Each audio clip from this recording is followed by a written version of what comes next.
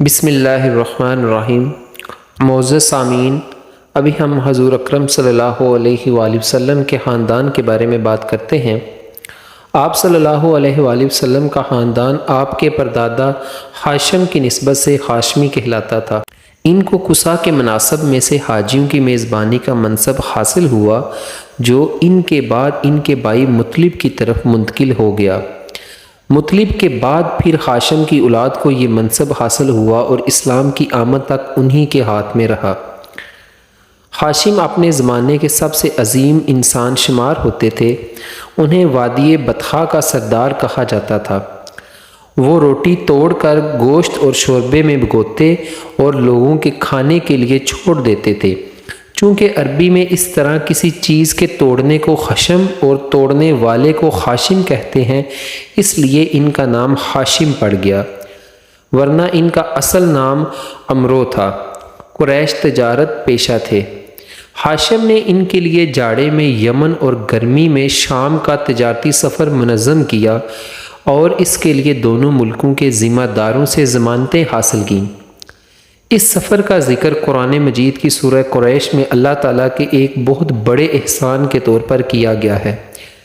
ہاشم ایک بار تجارت کے لیے شام جاتے ہوئے یثرب یعنی مدینہ منورہ سے گزرے تو وہاں بنو عدی بن نجار کی ایک خاتون سلمہ بنت عمرو سے شادی کر لی اور کچھ عرصہ ٹھہر کر ملک شام چلے گئے اور وہیں سرزمین فلسطین کے مشہور شہر غزہ میں انتقال کر گئے۔ ان کی روانگی کے وقت سلمہ حاملہ تھی۔ بعد میں بچہ پیدا ہوا جس کے سر کے بالوں میں سفیدی تھی، اس لیے اس کا نام شیبہ رکھا گیا۔ یہ بچہ مدینے میں پرورش پاتا رہا، لیکن مکے میں ہاشم کے بھائیوں اور خاندان کے دوسرے لوگوں کو اس کا علم نہ تھا۔ 8 برس بعد مطلب کو اس کا پتہ چلا تو وہ مدینے جا کر اس کو اپنے ساتھ لے آئے۔ جب مکے میں داخل ہوئے تو لوگوں نے سمجھا کہ یہ ان کا غلام ہے، چنانچہ اسے عبد المطلب کہنے لگے۔ بالآخر وہ اسی نام سے مشہور ہو گیا۔ عبد المطلب بہت خوبصورت اور عظیم انسان تھے۔ ان کے دور میں ان کا ہم مرتبہ کوئی نہ ہوا۔ وہ قریش کے سردار اور مکہ کی قافلہ تجارت کے ذمہ دار تھے۔ ان کے دسترخوان کا پس خوردہ مسکینوں، جانوروں اور چڑیوں کے کھانے کے لیے رکھ دیا جاتا تھا اور اس بنا پر ان کا یہ عرف بن گیا تھا۔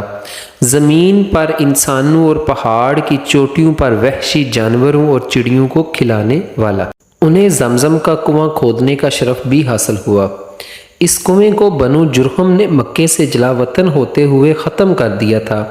اس وقت سے اس کی جگہ نامعلوم چلی آ رہی تھی۔ عبد المطلب کو خواب میں اس کی جگہ بتلائی گئی اور کھودنے کا حکم دیا گیا۔ انہوں نے کھودا تو پرانا کنواں برآمد ہو گیا۔ انہی کے زمانے میں خانہ کعبہ پر ہاتھی والوں کے حملے کا واقعہ پیش آیا۔ یہ سب حبشی تھے۔ ان کے سردار کا نام ابرہہ تھا، جو یمن پر قابض اور حکمران تھا۔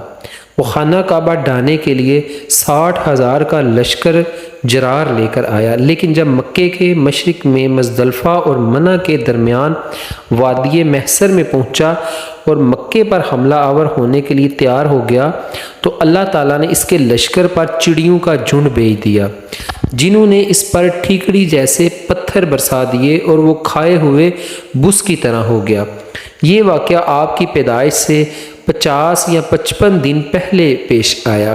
آپ صلی اللہ علیہ وآلہ وسلم کے والد گرامی عبداللہ عبد المطلب کے سب سے خوبصورت، پاک دامن اور چہیتے لڑکے تھے۔ انہیں ذبی بھی کہا جاتا ہے۔ اس کی وجہ یہ ہے کہ زمزم کی کھدائی کے دوران میں جب کنویں کے نشانات برآمد ہوئے تو قریش نے بھی عبد المطلب کے ساتھ شرکت کرنی چاہی اور اس کے لیے ان سے جھگڑا کیا، جو بڑی مشکل سے فروغ ہو سکا۔ یہ دیکھ کر عبد المطلب نے نظر مانی کہ اگر اللہ نے ان کو 10 لڑکے دے دیے اور ہر ایک مقابلے کے لائق ہوا تو ان میں سے ایک کو وہ اللہ کی راہ میں ذبح کر دیں گے۔ اب اللہ کا کرنا ایسا ہوا کہ ان کی یہ مراد پوری ہو گئی۔ چنانچہ انہوں نے سب لڑکوں کے درمیان قرعہ ڈالا۔ قرعہ عبداللہ کے نام نکلا، لہٰذا ان کو ذبح کرنے کے لیے خانہ کعبہ کے پاس لے گئے، مگر قریش نے انہیں روک دیا۔ بالخصوص عبداللہ کے بھائی اور ماموں سخت آڑے آئے۔ بالآخر یہ فیصلہ ہوا کہ ان کے بدلے 100 اونٹ ذبح کیے جائیں۔ چنانچہ عبد المطلب نے ایسا ہی کیا۔ اسی لیے آپ صلی اللہ علیہ وآلہ وسلم کو 2 ذبیحوں کی اولاد کہا جاتا ہے۔ ایک ذبیح حضرت اسماعیل علیہ السلام تھے اور ایک آپ صلی اللہ علیہ وآلہ وسلم کے والد عبداللہ۔ اسی طرح آپ کو 2 فدیہ دیے گئے بزرگوں کی اولاد بھی کہا جاتا ہے، کیونکہ حضرت اسماعیل علیہ السلام کو مینڈے کا فدیہ دیا گیا تھا اور آپ کے والد کو 100 اونٹوں کا۔ عبداللہ کی شادی آمنہ بنت وہب سے ہوئی، جو اس وقت قریش کی سب سے بلند پایہ خاتون تھی۔ ان کا باپ وہب بھی بنو زہرہ کا سردار اور عالی نسب تھا۔ آمنہ شادی کے بعد ہی امید سے ہو گئیں۔ ادھر کچھ عرصہ بعد عبد المطلب نے عبداللہ کو تجارت کے سلسلے میں مدینہ یا شام بھیجا۔ واپسی پر وہ مدینہ میں انتقال کر گئے اور انہیں نابغہ زبیانی کے مقام میں دفن کر دیا گیا۔ اس وقت تک آپ پیدا نہیں ہوئے تھے۔ جزاک اللہ۔